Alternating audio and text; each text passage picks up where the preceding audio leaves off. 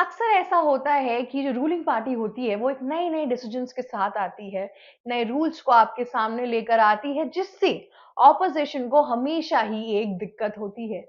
Opposition का काम ही होता है कि जो रूलिंग पार्टी होती है उसके खिलाफ बोलना, अगर वो कुछ गलत कर रही है उसके लिए आवाज उठाना। और अब अगर इंडिया का हम पॉलिटिकल इकोसिस्टम इस टाइम पर देखें तो उसमें अब तो बेबुनियादी तरीकों के अलग अलग बेफिजूल नुस्खे निकालना या फिर गलतियां निकालना, जिसका कोई ना सर है, ना पैर है, ना फैक्ट्स है, ना फिगर है।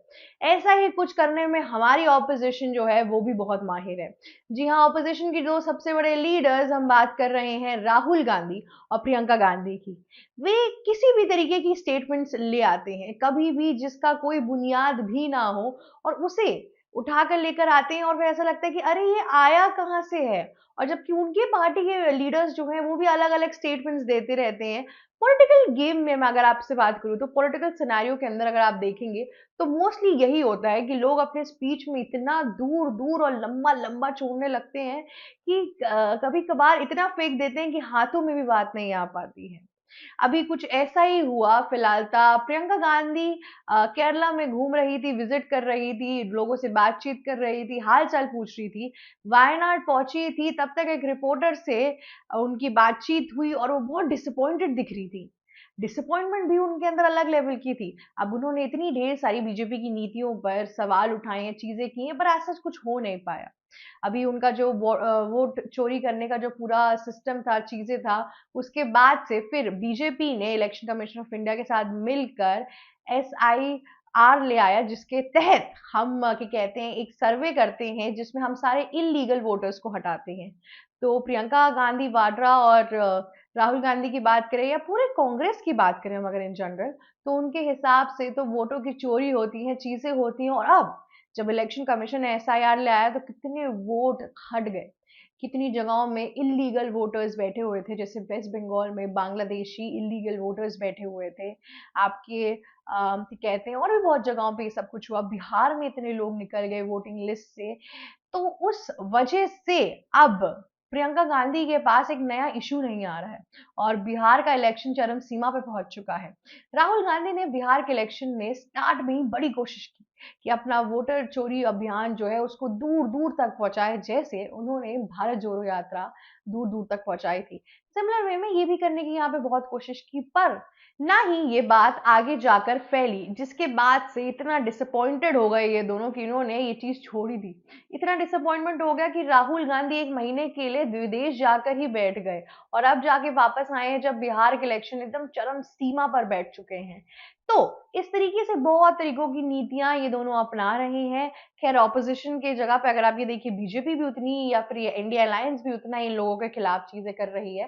तो इस टाइम पे बिहार इलेक्शन से ही रिलेटेड मैक्सिमम स्टेटमेंट्स बाहर आ रहे हैं, जिसमें हमने प्रियंका गांधी वाड्रा का एक स्टेटमेंट निकाला है, जिधर वो वायनाड में एक रिपोर्टर से कहती हैं कि ये जो न्यू एजुकेशन पॉलिसी है ये बिल्कुल बकवास है।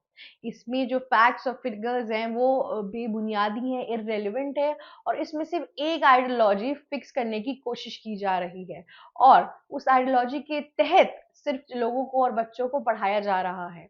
और वो कहती हैं कि मुझे बहुत निराशा हुई है कि केरला भी इसका अपोज नहीं कर रही है। ऐसा क्या हो गया है कि लोग इसके अपोज में नहीं आ रहे, जबकि इस पॉलिसी के तहत इंडिया का फ्यूचर डार्क भी हो सकता है। जी हाँ, ये ऐसा स्टेटमेंट प्रियंका गांधी ने इस टाइम पर दिया है। अब मैं प्रियंका गांधी से पूछना चाहती हूँ कि न्यू एजुकेशन पॉलिसी बहुत टाइम से बाहर आ चुकी है, इम्प्लीमेंट होना शुरू हो चुकी है। आपका अब ये जो सवाल उठ रहा है इतने दिनों में पहली बार ऐसा क्यों आ रहा है? मतलब आपको ये कोइंसिडेंस लगता है कि एकाएक वो उठी और उन्होंने न्यू एजुकेशन पॉलिसी पे बात करना शुरू कर दिया गया? ऐसा कुछ भी नहीं होता है। सारे पॉलिटिशियन की अपनी PR टीम होती है और वो सोच समझ के चीज़ों को सामने लाते हैं। अब ये जो न्यू एजुकेशन पॉलिसी का पूरा मुद्दा सामने आया है, अब इस पर उन्होंने एक नए तरीके से बीजेपी को टारगेट करने की कोशिश की गई है।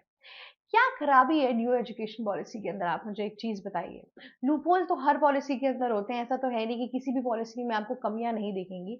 वैसे न्यू एजुकेशन पॉलिसी में भी कमियां हैं, पर अगर सिलेबस हमने थोड़ा चेंज किया, अगर हमने मुगल हिस्ट्री को इंडिया से थोड़ा हटाया है और इंडियन हिस्ट्री, इंडियन माइथोलॉजी की चीजों को अगर रखा है, तो उसमें दिक्कत क्या है? एक फैक्ट, एक जो पूरा क्या कहते हैं चीज़ें रखी गई हैं उससे। इसके पहले जब हम मुगल हिस्ट्री पढ़ते थे, और तो हम सिर्फ मुगल हिस्ट्री पढ़ते थे मैक्सिमम ऑफ द टाइम, क्योंकि मुगल हमारे इंडिया में बहुत टाइम तक रहे हैं। उसके बाद से हम ब्रिटिशर्स की हिस्ट्री पढ़ते थे। पर उन राजा महाराजाओं का क्या? शिवाजी जैसे महाराज जिन्होंने साम्राज्य स्थापित करने के लिए अपनी जान लगा दी, शंभूजी महाराज जिन्होंने मुगलों को हटाने की इतनी कोशिश की, इन लोगों की जो हिस्ट्री, जो बाहर से भी नहीं आए थे, मुगल्स एक तरीके से इंडियंस नहीं है, या उनका सरहद या उनकी जमीन नहीं है ये। जमीन तो उन महाराजाओं की है, उन लोगों की है जिन्होंने ये सब डायनेस्टी बना के रखी है।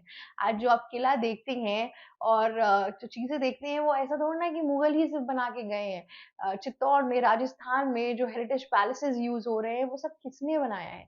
वो सब महाराजाओं ने बनाया है, और उनके वंशजों ने उसको आगे बढ़ाने की कोशिश की है। इसलिए आप देखिए कि राजस्थान कितना ज्यादा टूरिज्म बूस्ट करता है इस टाइम पर। तो प्रियंका गांधी वाड्रा का ये जो पूरा स्टेटमेंट आया है, ये मुझे एक तरीके से बहुत इररिलेवेंट लगा इस पॉइंट ऑफ टाइम पर, क्योंकि इस टाइम पर ऐसा कुछ हो नहीं रहा था, उनके पास कोई नया टॉपिक नहीं था, तो वो एजुकेशन पॉलिसी पर आ गए। अब केरला कोई बाहर का स्टेट तो है नहीं, है तो इंडिया का ही पार्ट। जो सेंटर कहेगा वही तो मानेगा। तो उसमें केरला को बीच में लेकर आना, डिसअपॉइंटमेंट दिखाना, चीजें करना, इस चीज को हाईलाइट करना, क्या ये कोई सेंस देता है? कैसी एक तरफा बातें कर रही है न्यू एजुकेशन पॉलिसी, मुझे ये बता दिया जाए। एक चीज को अगर इरेज करके एक चीज को वापस लाने की कोशिश की जा रही है, तो उसमें खराबी क्या है? इतने सालों से बच्चे सिमिलर चीजें तो पढ़ रहे हैं। अब न्यू एजुकेशन पॉलिसी में अगर थोड़े चेंजेस लाए गए हैं, वोकेशनल स्टडीज और चीजें आई हैं, तो उसमें इतनी दिक्कतें क्या हैं? और जब कोई पॉलिसी इम्प्लीमेंट होती है, जब चीजें चलती हैं, उसके बाद ही पता चलता है कि आगे जाके उसकी इम्प्लीकेशंस कैसे आ रहे हैं। उस हिसाब से अगर आप देखेंगे तो न्यू एजुकेशन पॉलिसी इतनी एग्जिस्ट ही नहीं करती है अभी तक। अभी धीरे धीरे करके टाइम लगेगा, कोई आइडियोलॉजी, कोई रिस्पॉन्स इन सब चीज़ों के बिल्डअप होने के बाद से। दरअसल केरला के अंदर अगर आप देखेंगे तो कम्युनिस्ट पार्टी का राज है वहाँ पे। जो उनकी जो विजन की पार्टी है, उसके उसमें अगर आप देखेंगे तो कम्युनिस्ट का राज है वहाँ पे, रीजनल पार्टी का ज्यादा ज्यादा राज है। बीजेपी का आज सच इतना इन्फ्लुएंस नहीं है केरला के अंदर। और अगर आप वहाँ की कम्युनिस्ट पार्टी को हटा देंगे, उसके बाद से कांग्रेस की थोड़ी सत्ता है, चीजें हैं। तो अब प्रियंका गांधी को समझ में आ गया कि मैं कहीं और तो कुछ कर नहीं पा रही हूँ, तो एक काम करती हूँ, केरला को ही अपने कब्जे में ले आती हूँ। वहाँ पे लोग उनकी बात सुनेंगे भी, क्योंकि उनको बीजेपी से खासा इंटरेस्ट नहीं है, ना ही उनके जो माइंडसेट और आइडियोलॉजी है वो बीजेपी से मिलती है। तो केरला वैसे भी एंटी बीजेपी ही रहता है मोस्टली। तो प्रियंका गांधी को एक नया तरीका मिल गया कि कैसे अब हम एक तरीके से इनको अगेंस्ट करेंगे। मेरे बहुत से सवाल हैं। ऐसा कुछ नहीं है जब मनमोहन सिंह थे तब चीजें नहीं हुई थी। ऐसा नहीं है कि जब उनके क्या कहते हैं जो चाचा जी थे, संजय गांधी जी, उन्होंने तो नस्लबंदी कराने की कोशिश की थी। उस टाइम पर जब इमरजेंसी के पहले वाला जो एरा था, उस टाइम पर उन्होंने ये सब चीजें करने की बहुत कोशिश की थी। इमरजेंसी अगर ब्रेन चाइल्ड इंदिरा गांधी का है, तो उसमें बहुत बड़ा हाथ और भी लोगों का था। तो ऐसी चीज़ों को अगर आप भुला के एक पॉलिसी और चीज़ों पे अगर आप बोलना शुरू कर दे रहे हैं, चीज़ें शुरू कर दे रहे हैं, तो वो आपको भी एक खासा कोई अच्छा पॉलिटिकल लीडर नहीं बनाता है। इसका मतलब आप एक वर्ग के लोगों को और एक कम्युनिटी को ही बूस्ट करना चाहते हैं। इतने टाइम से जो चीज़ें चली आ रही हैं, क्या पता उसमें लूप होल्स हो, सोसाइटी को और भी इंडियन कल्चर और हिस्ट्री पे डिपेंडेंसी, या फिर इंडियन कल्चर और हिस्ट्री को जानने का जो मौका है, वो मिलना चाहिए हमारे देश के बच्चों को, जो वो कंप्लीटली भूल चुके हैं। अगर आप सिलेबस खोलेंगे तो आप मैक्सिमम ऑफ द टाइम या तो मुगल हिस्ट्री पढ़ते हैं, या उसके बाद से ब्रिटिशर्स की हिस्ट्री पढ़ते हैं। क्या सिर्फ इंडिया के बच्चे यही पढ़ेंगे कि कैसे अलग अलग देश के लोग आके हम पे राज करके चले गए? क्या वो नहीं पढ़ेंगे कि हम महाराणा प्रताप ने कैसे हराया था? उसके बाद से पानीपत की जो लड़ाई है, जो चीजें हैं, इन सब का अपना जो वास्ट हिस्ट्री है, क्या वो नहीं पढ़ना चाहिए? आप अगर मदरसाओं के अंदर इस्लामिक स्टडीज होती है, उनके कल्चर, उनके तो इतनी मूर्ति पूजन भी नहीं है उनके यहाँ पे, उनके प्रॉफिट और मोहम्मद और उनकी चीजों के बारे में अगर बात होती है, तो उससे दिक्कत नहीं है।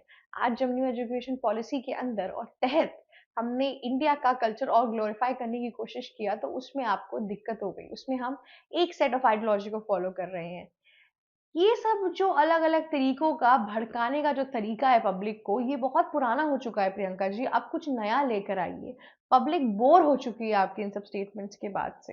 अब आपके पास कोई तय बचा नहीं है तो चुपचाप से थोड़े दिन का ब्रेक ले लीजिए। आप भी किसी विदेश जाके बैठ जाइए, 1 महीना आराम से रेस्ट करके आइएगा। क्योंकि अभी आपकी सत्ता और चीज़ें चल तो रही नहीं है हिसाब से, तो आप कुछ भी बोल रही हैं इस टाइम पर। बिल्कुल ऐसा ही लग रहा है प्रियंका गांधी की पूरी सिचुएशन देखकर।